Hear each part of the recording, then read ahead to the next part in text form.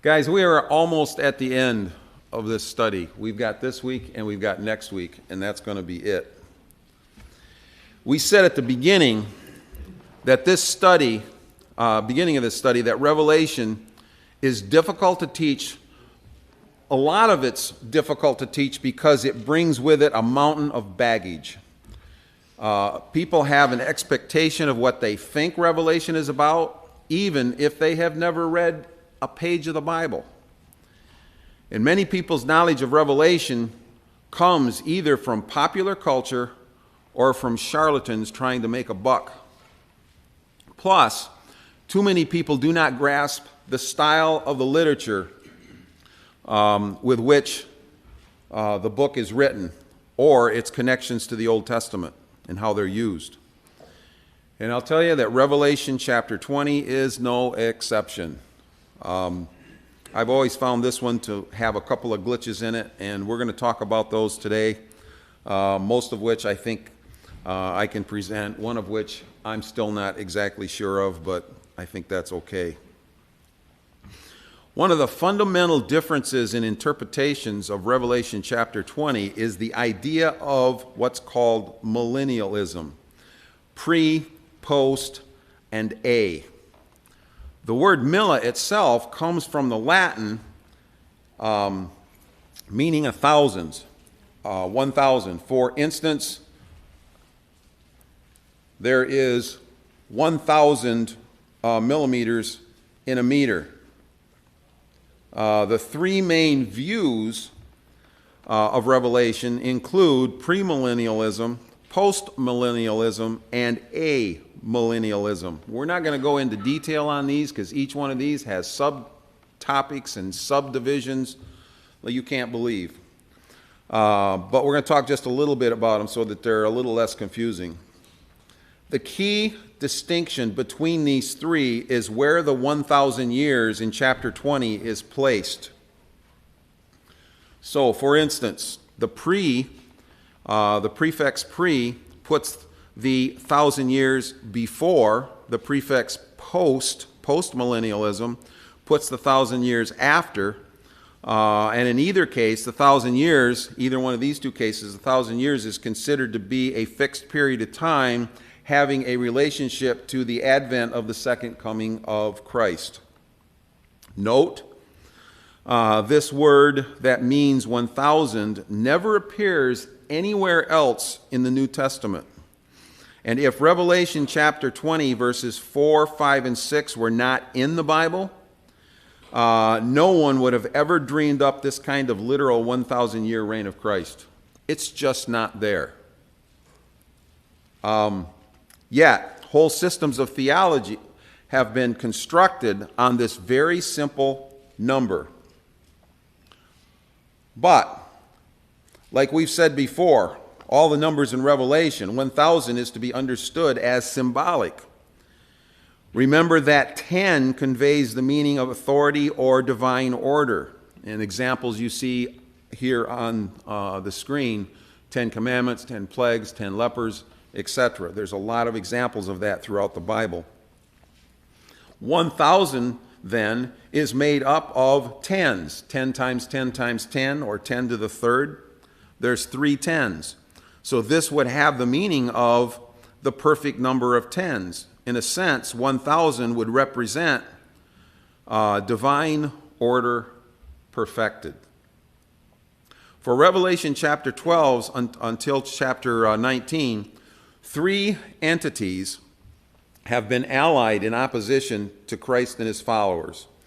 For these three, the beast and the false prophet were seen defeated by the end of chapter 19. But victory is not complete until the dragon is also defeated, which is basically what chapter 20 is about. This brings us to what is emphasized in this section. Chapter 20 is seen as the overthrow of Satan, not some end time reign lasting a millennial. The whole point of this chapter is the defeat of the serpent of old. written in graphic symbols. Not when or how Jesus is going to govern. The idea of putting an A in front of a word has another distinct meaning. For instance, if something is asymmetrical, it means that it is not symmetrical. And the same thing is true with the term amillennials. Amillennialism often advocates that the 1,000 years is not literal 1,000 years, and it is, in fact, the same period of time as the other time indicators that we found in Revelation. And of course, that is the idea of the 1,260 days, or the 42 months, or the time times half times, all these others. The 1,000 years is basically, under amillennialism, that red circle at the bottom, that same period of time that we've been talking about over and over and over again. We have discussed how Revelation is not like a historical document. It's not a historical type narrative. You do not start at the beginning and follow a chronological sequence of events until you get to the end. Instead, Revelation follows a pattern that repeats itself many times and in various ways while changing emphasis and point of view. This is something that we discussed in great detail over the course of the last 20 weeks. This is called recapitulation.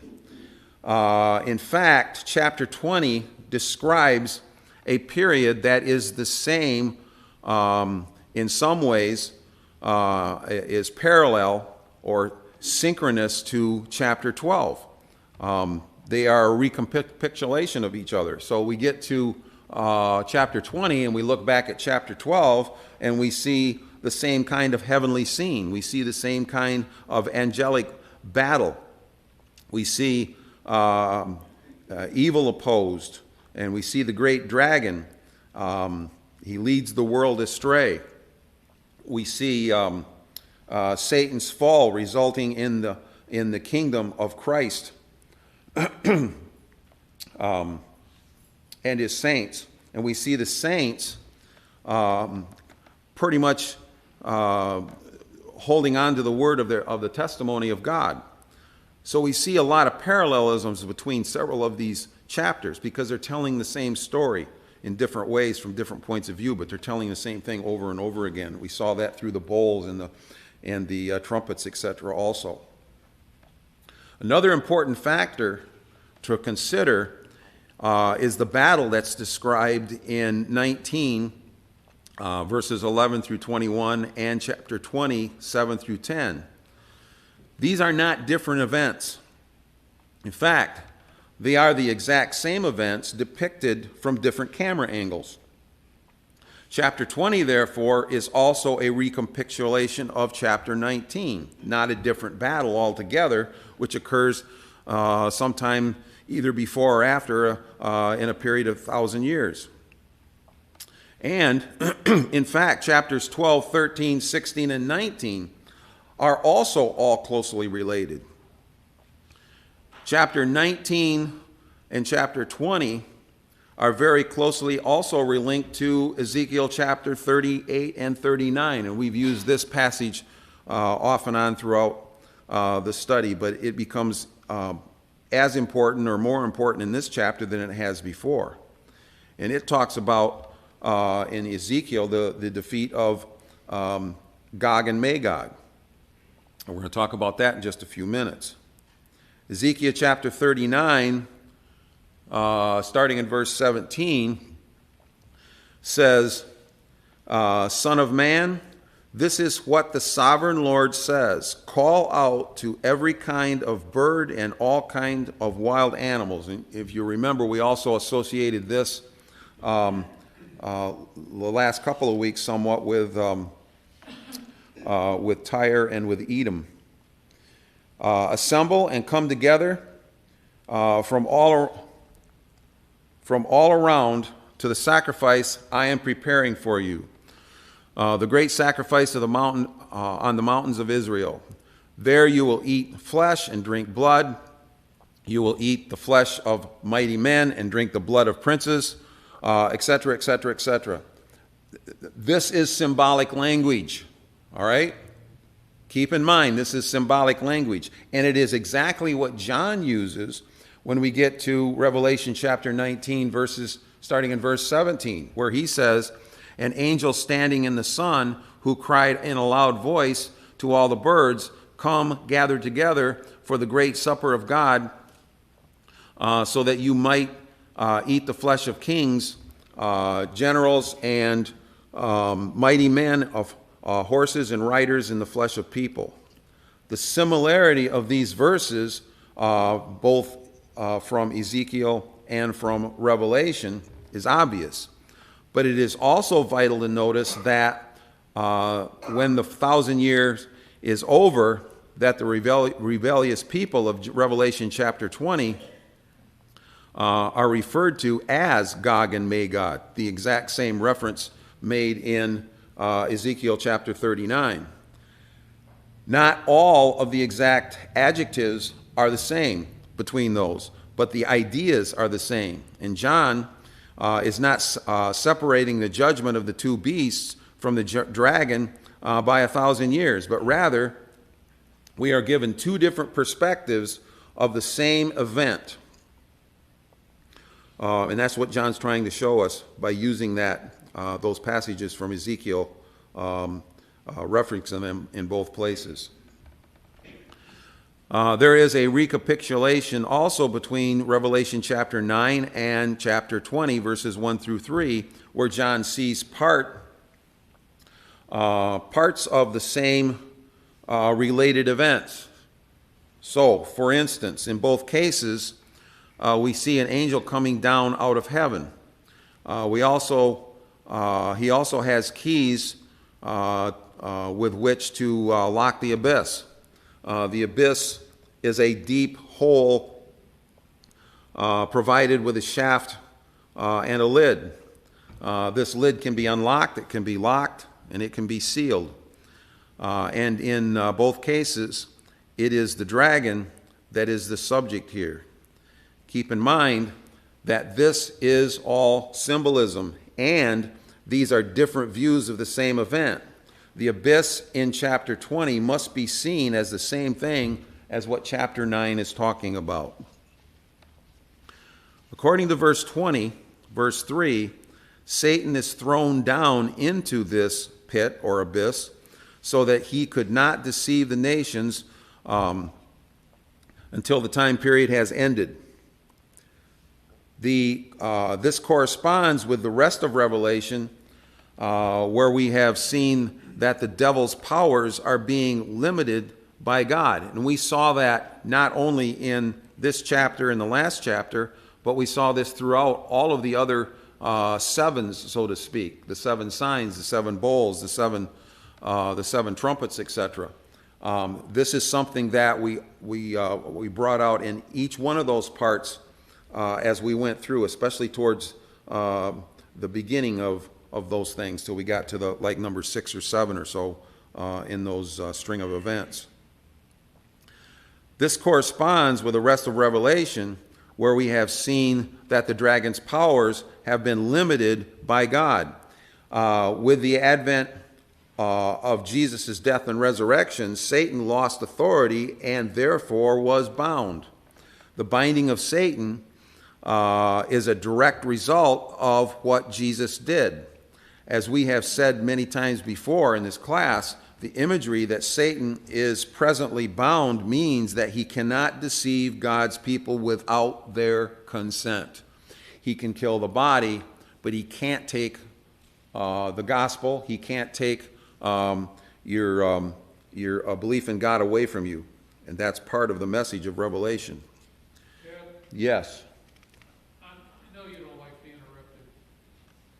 When here it talks about him being, sealed for 1,000 years, and we're in the 1,000 years right now. Is it possible that that's also why we don't have demon possession today? Oh, I don't know if that's possible why, but I know we don't, so yeah. Okay, fair enough. I mean, I wasn't going to get into any of that, but we don't have time It's okay. It's all right. for that. Yeah, there's other places in the Bible, I think, and I know you know what they are, but they indicate the same sort of thing, so yeah, probably. Okay. Yep.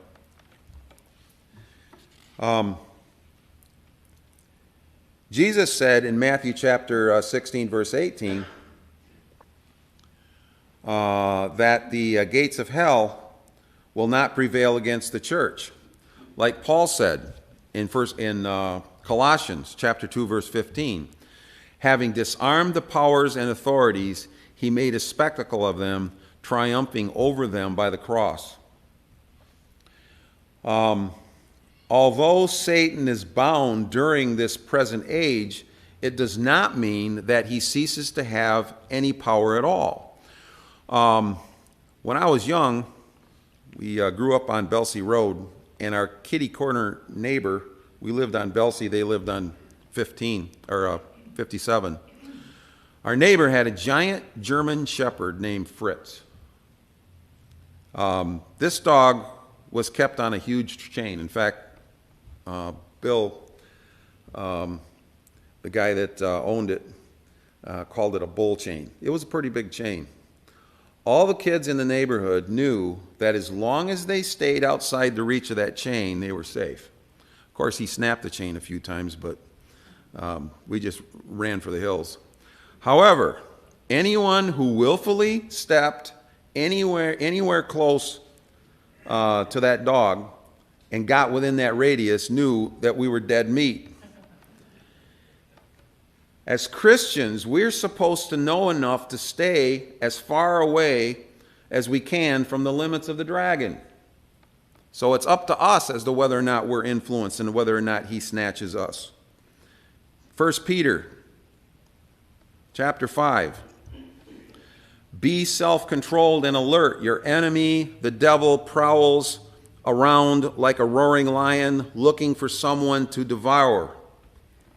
If you remember, Cain was told pretty much the same thing in Genesis chapter 4.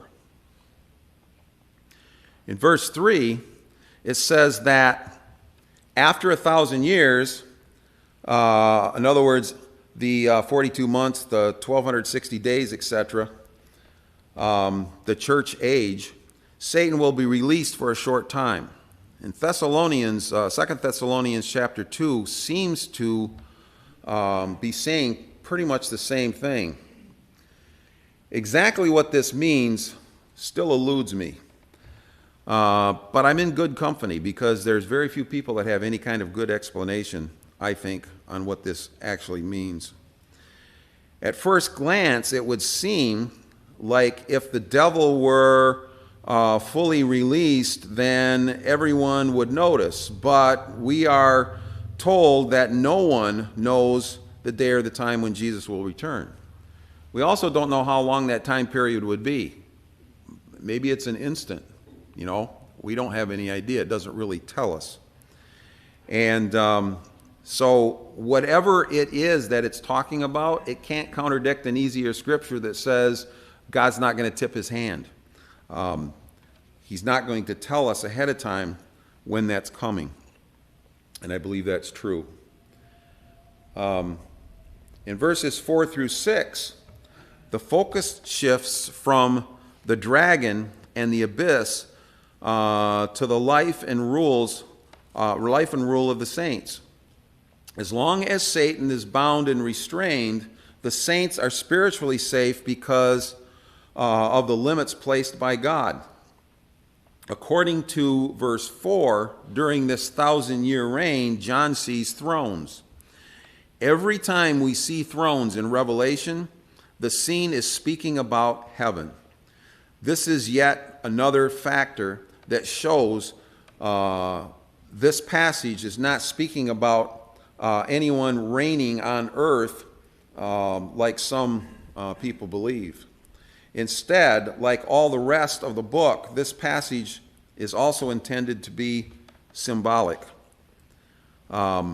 Remember also the church at Laodicea was told by Jesus that if they were victorious, Jesus told them, I will give you the right to sit with me on my throne.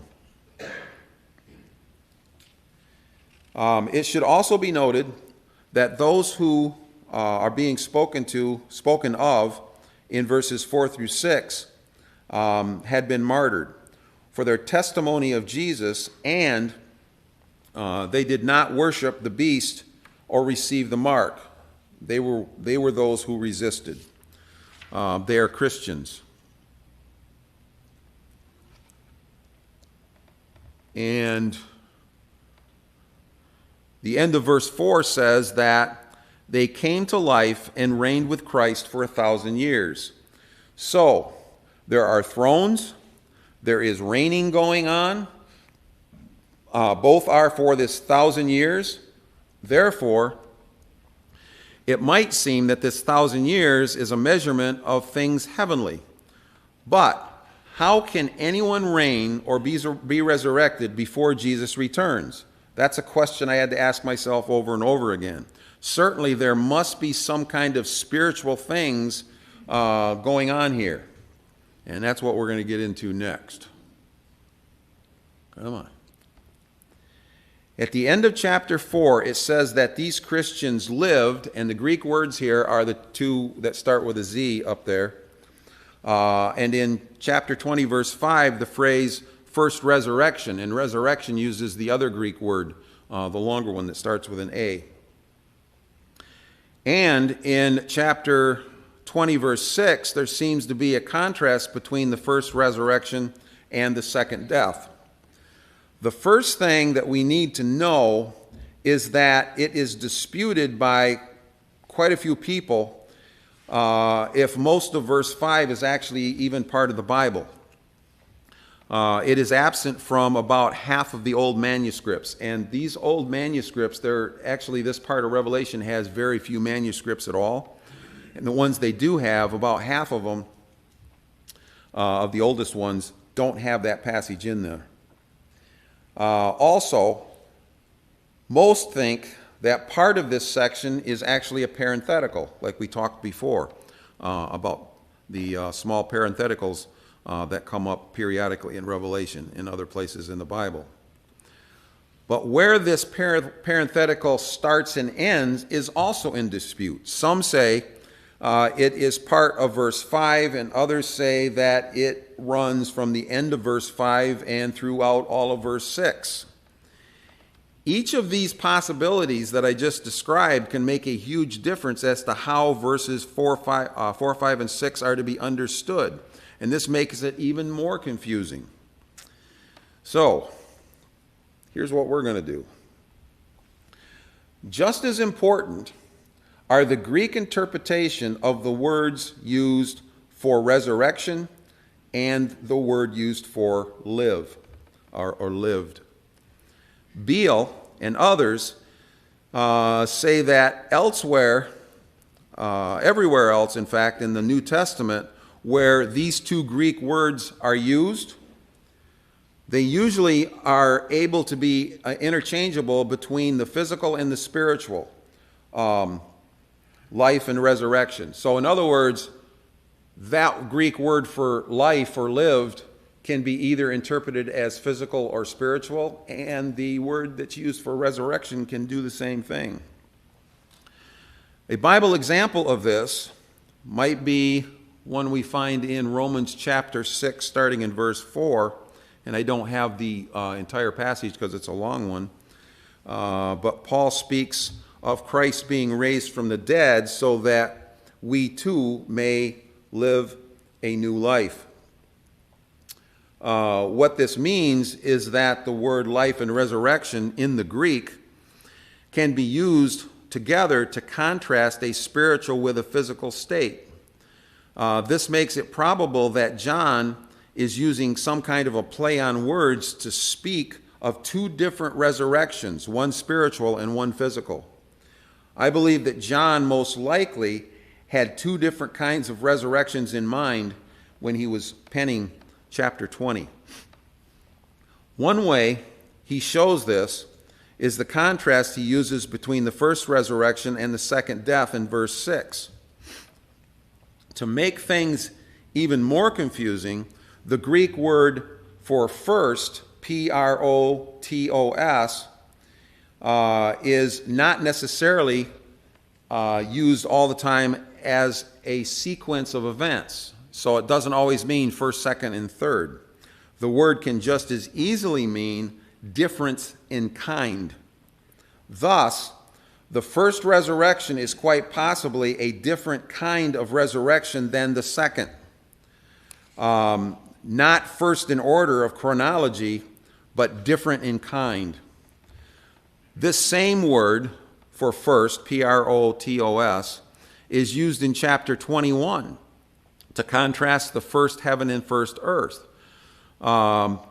In 21:1, that Greek word for first does not mark the present world as the first in a series of worlds of the same kind. Instead, it contrasts this world as being different in kind from the new kind of world that's coming. Paul uses this same idea in 1 Corinthians chapter 15, where he contrasts Adam and Christ. He writes, the first man, Adam, became a living being. The last man, Adam, became a living, life-giving spirit. When Paul speaks of Adam as the first man and Christ as the last, he is not thinking of Adam being the first in a series of Adams. Instead, Adam was from earth and Christ was from heaven. They were different kinds. So, what does all this mean for what we're talking about now in this passage in Revelation?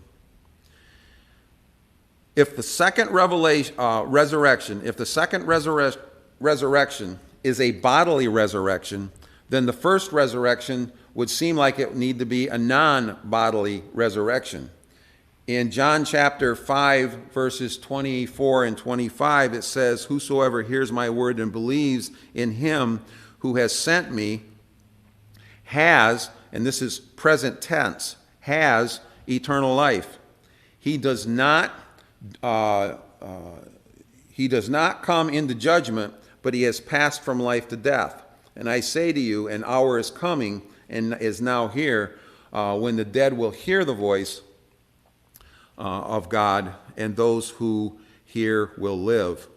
The idea is that becoming a Christian, being buried in baptism, and raising to walk in a new life places a person within the group that has already died to sin and thus have a resurrection, and it has already occurred.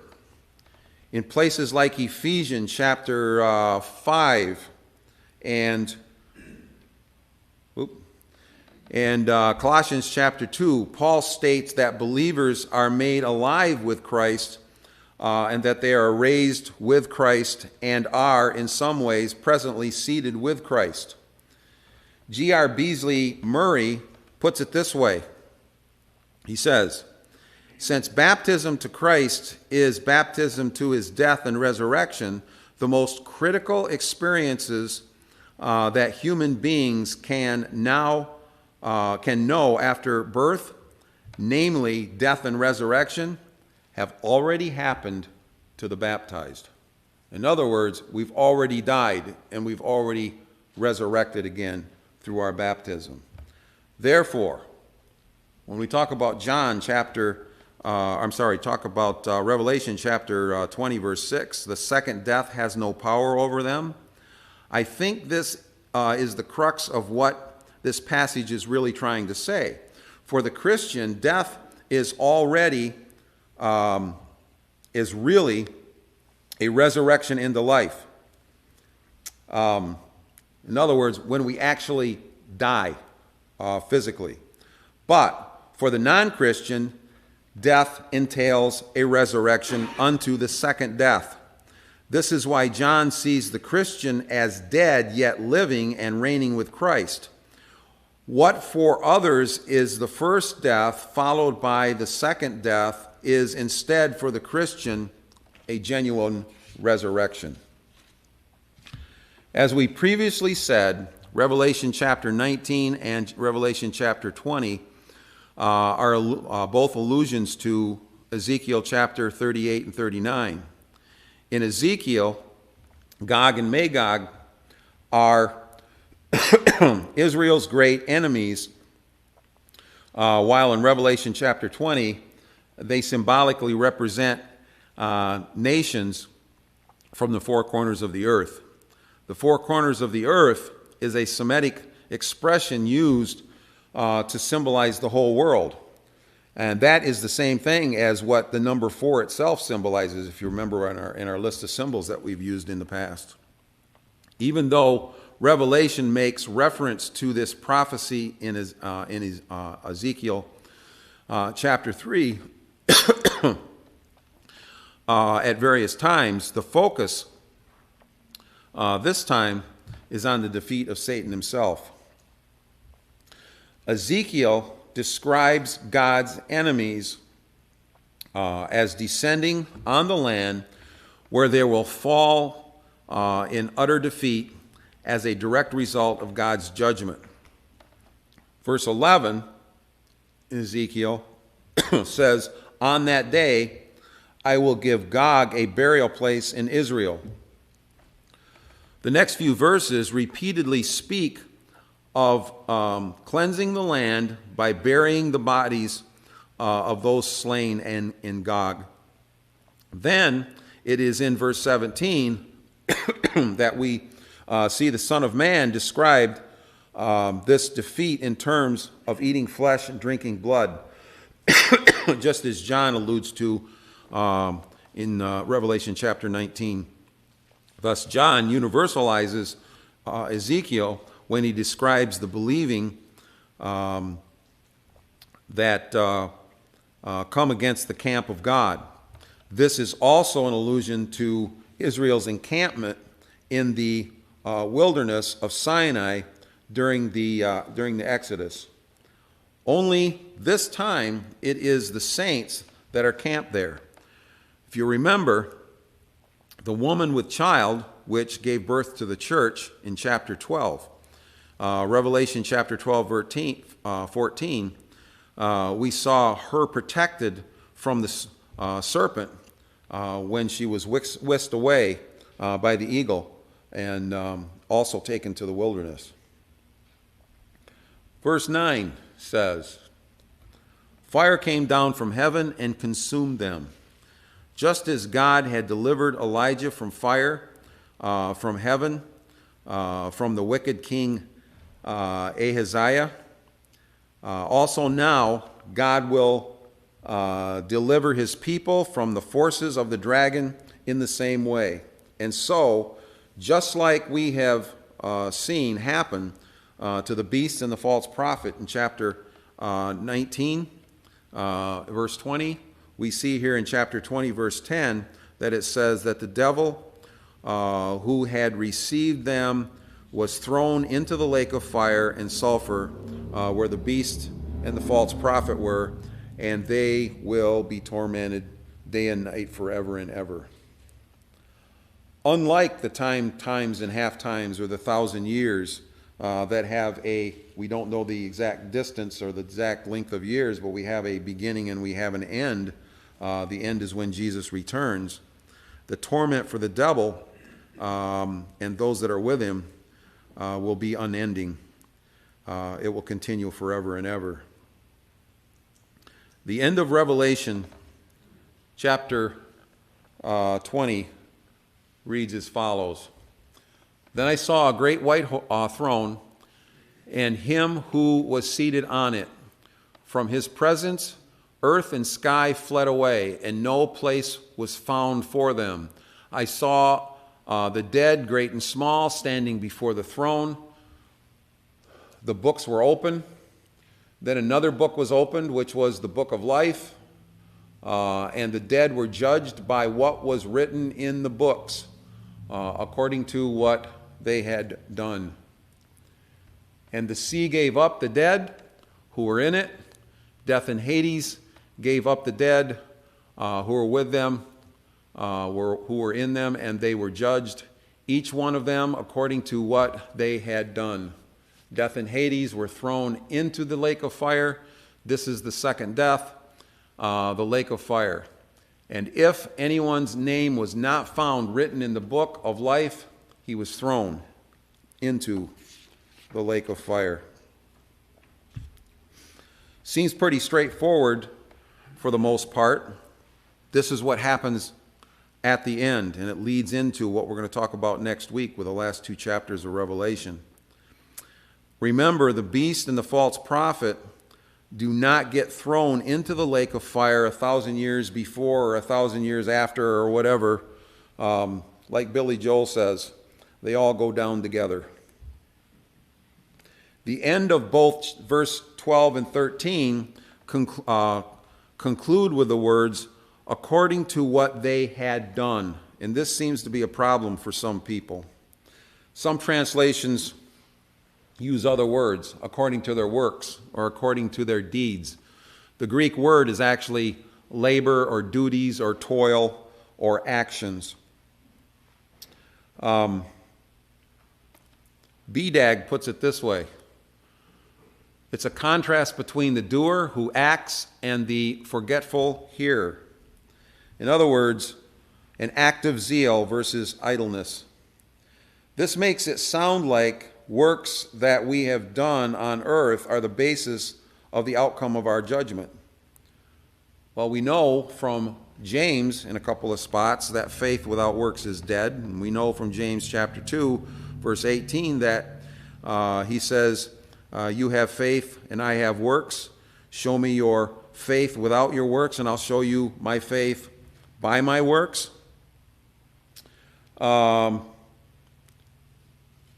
Yes, we are saved by grace. That is 100% universally true. We're saved by grace through faith. But what you do reveals what is in your heart. If Abraham himself had not left Ur, he could not have been the Bible in the Bible as put in the Bible as God's example of faith. Jesus put it this way, Matthew chapter 25. He says, then he will say to those who left on his left, depart from me, you who are cursed, unto eternal fire, prepared for the devil and his angels. And what are the examples that Jesus gives at that spot, in that point? I was hungry and you gave me nothing to eat. I was thirsty, you gave me nothing to drink. Things that you do. I was a stranger, I needed clothes, I was sick and in prison. And what Jesus says in the end, or what the people ask, is, when did we see you this way? And of course, Jesus' response is that,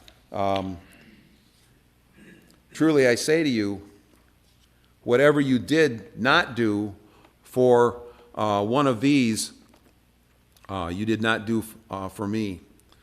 Then they will go away to eternal punishment, but the righteous to eternal life. So, in a sense, John, James, and Jesus are all saying the exact same thing. You cannot simply talk the talk. You must walk the walk. Jesus gave a lot of examples of this in the Sermon on the Mount in Matthew chapters 5 through 7.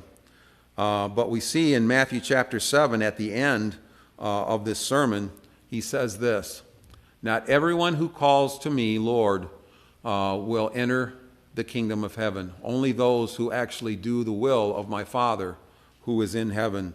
So yes, the things that we do count. The things that we do are going to be judged in the end. And like James says, they're going to know our faith by our works. All right. We have about 3 minutes, 4 minutes.